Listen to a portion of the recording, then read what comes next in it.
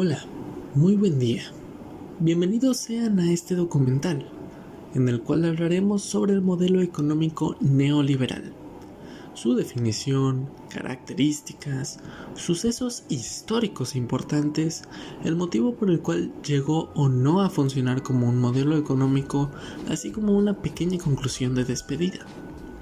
Siendo nuestro equipo conformado por Maximiliano Brown, Carlos Iván, Valeria Rodríguez, Miguel Obando, Mainel López, Jimena Díaz y un servidor, Raúl Moreno. El modelo neoliberal o el neoliberalismo es una corriente de pensamiento económico y político que surge en el siglo XX. Se basa en la defensa de un sistema capitalista. Dicha corriente trata de resurgir las ideas del liberalismo clásico. El neoliberalismo fue acuñado por primera vez en 1938 por el economista alemán Alexander Rostow. Así, a través del liberalismo, dicho economista buscaba el hallazgo de una estrategia que permitiese encontrar nuevas vías entre el liberalismo y la planificación económica por parte del Estado. El neoliberalismo, como decíamos anteriormente, no es un concepto que, como el neomarxismo, se demuestre en contra de la corriente liberal. Sin embargo, matizan aspectos que salen del terreno económico, destacando una corriente más conservadora. Aún así, la palabra neoliberalismo no hace referencia a una corriente concreta, pues gran parte del elenco liberal no reconoce dicho concepto como una corriente nueva dentro del liberalismo. Las principales características del modelo neoliberal son la privatización, donde el sector privado requiere tener una activa participación en ámbitos que normalmente se denominan por el Estado. El libre mercado. El modelo neoliberal apoya el libre mercado con el argumento de que es la manera más efectiva para la asignación de recursos. Competencia. Para este modelo, la competitividad es la base de las relaciones humanas. Reducir impuestos. Está caracterizado por requerir un mercado con menor cantidad de impuestos. Reducir o eliminar el poder de los sindicatos. Para este modelo, el sindicalismo es un obstáculo con fuerza mayor que en el caso de los partidos políticos. Y por último, flexibilidad en el mercado de labores. Uno de los sucesos más relevantes de la era del neoliberalismo es el libre mercado. Este es el sistema en el que el precio de los bienes es acordado por el consentimiento entre los vendedores y los compradores, mediante las leyes de la oferta y la demanda. También otro de los sucesos más relevantes de esta era es la reducción del gasto público.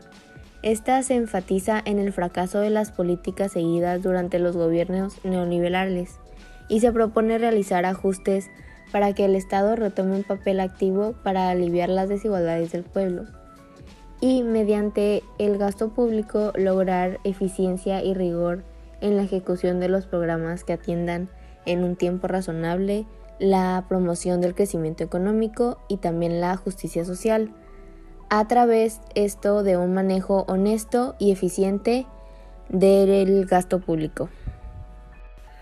La privatización en México se refiere al mecanismo en el cual una organización o empresa deja de ser parte del gobierno y se convierte en propiedad privada.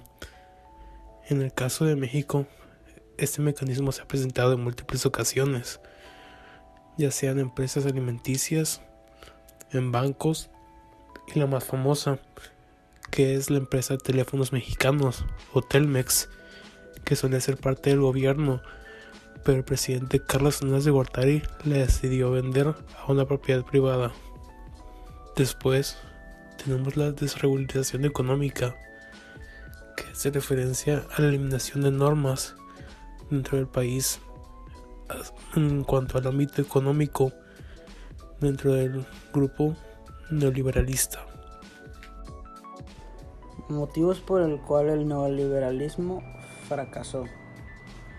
En el lapso conocido como el de sustitución de importaciones entre 1940 y 1970, el régimen mexicano promovió una política económica proteccionista, tendiente a fomentar el capital nacional y conseguir el tan esperado desarrollo industrial. El Estado al servicio de una burguesía híbrida, nacional y extranjera, con interferencia de intereses políticos que, lejos de promover, bloquea el desarrollo económico nacional, condenándolo al incremento mediocre y a la crisis perpetua. Finalmente, como equipo pudimos llegar a la conclusión que uno de los problemas más importantes que presenta la investigación histórica en nuestro país es la escasa producción académica sobre la historia de México en el siglo XX después del gobierno del general Lázaro Cárdenas. Esta carencia provocó serios problemas de perspectiva histórica que inciden directamente en una forma negativa en nuestra cultura política.